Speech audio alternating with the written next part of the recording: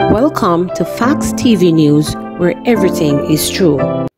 Nurse killed in two-vehicle crash in St. Thomas. A nurse was killed in a two-vehicle accident on the York Main Road in St. Thomas on Friday. The deceased has been identified as 29-year-old Chelsea Angus of Seaford in the parish. Angus was a practical nurse at the St. Thomas Infirmary. Reporters understand that about 5:30 p.m., Angus was driving her Toyota Viss motor car towards Morant Bay when, in the process of overtaking, the vehicle collided with a Mazda pickup traveling in the opposite direction. Angus, who suffered severe injuries, was rushed to hospital where she was pronounced dead. Grade 11 student in custody following beatdown of second former at B.B. Cook High School.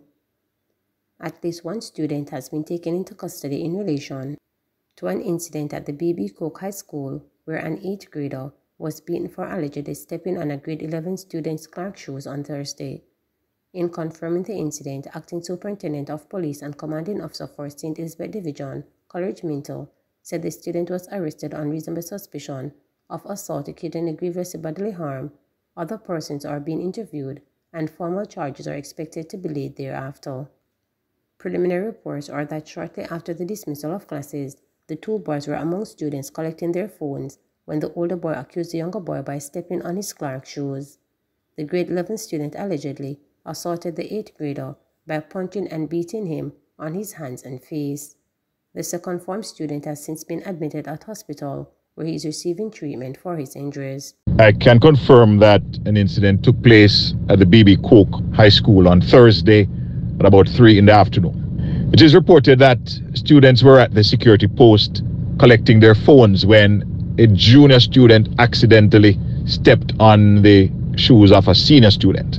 This led to the junior student receiving several punches to the face and blows, kicks to the body, which resulted in him sustaining severe injuries.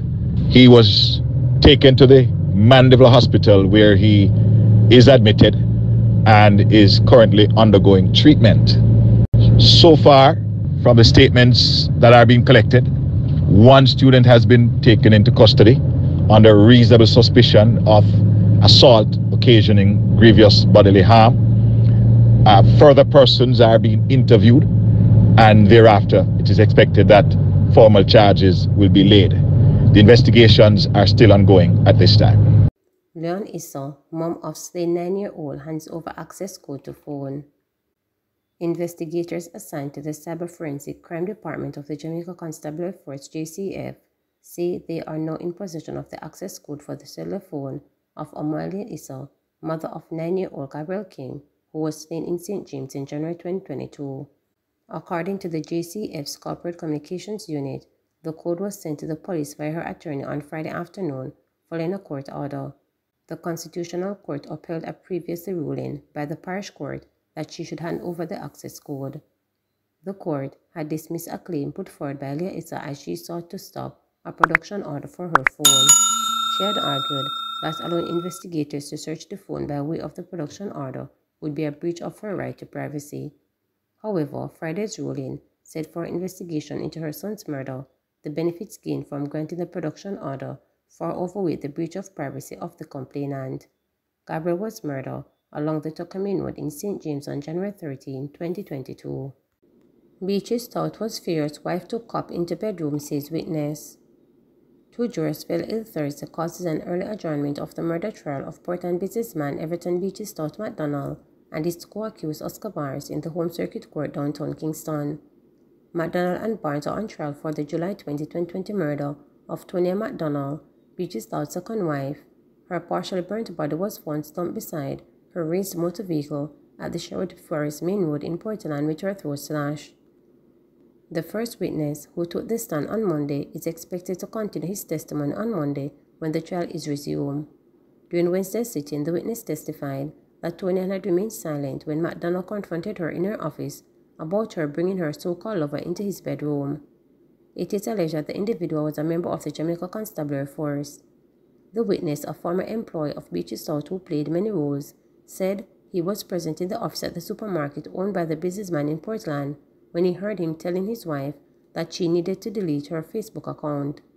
He said to her You need to get rid of your Facebook page and delete the account because it'll bring disgrace upon me. He said the boy have her up every week and all put up picture and the boy have to mind him threaten him. He asked her how the boy got pictures of his bedroom if she didn't carry him into the house for him to be posting it on Facebook, the witness told the court.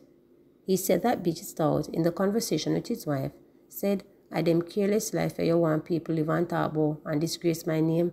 I told her to get rid of that friend of yours and you keep calling her." He added that McDonald told his wife to change her phone number, but while he was speaking, she sat down quietly and continued doing her work. The witness went on to detail for the court his recollection of events surrounding McDonald's alleged plot to dose Tonian and her police boyfriend with acid. According to the witness, the plan was to badly disfigure their faces. He claimed that sometime in 2020, while at the business place in Portland, he saw Beatty Stout with what appeared to be a drug, and he was pouring out some liquid substance into a cork. He was sitting at his desk and he said, "Throw this on my hand." I was afraid to throw it on his hand because I knew it was acid. In the same week, he sent me to go buy some containers. He said to buy a container with a metal cover similar to a jam bottle. He said to get the metal cork because this is acid and it will melt an ordinary cork. According to the witness, Beatty Stout said this is to deal with the police boy because Tonian carried his name to the police, and he said it was a good thing he had somebody there to tell him. He said he can't shoot him again, so this I got deal with him face, made the two of them go live together.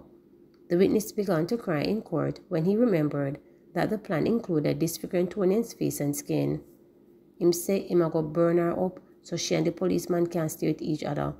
I said, "Mr. Mac, just give her the 10 million and don't know." Both of them were arguing, the witness said, pointing out that it was then he overheard bits and pieces of conversation in relation to somebody wanting 10 million.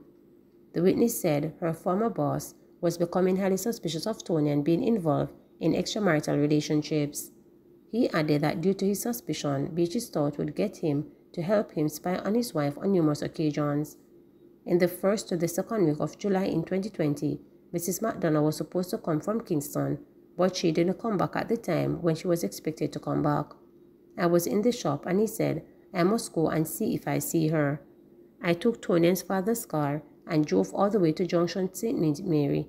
On the way, he called me and said to come back because she was at her mother. I went back to the shop. One early morning, the same July month in 2020, she went to Kingston and he came downstairs from his office and said if I knew any taximan who could carry me to Kingston, as he wanted to find out where Tonian went. I told him that I knew a taximan and he told me to go and look for him. I went on the street and had a conversation, and I went back to Mr. Mack and told him that the taximan was out of town. He didn't say anything else, he just went upstairs, the witness claimed. Mr. Mack said he noticed that when she left in the mornings, she didn't come back until night. He wanted to know what was holding her until night. After he and I spoke, he said he knew that he was going to do. He said he was going to call some boys and make them follow her, the witness told the court. Please remember to subscribe, like, share, and click the notification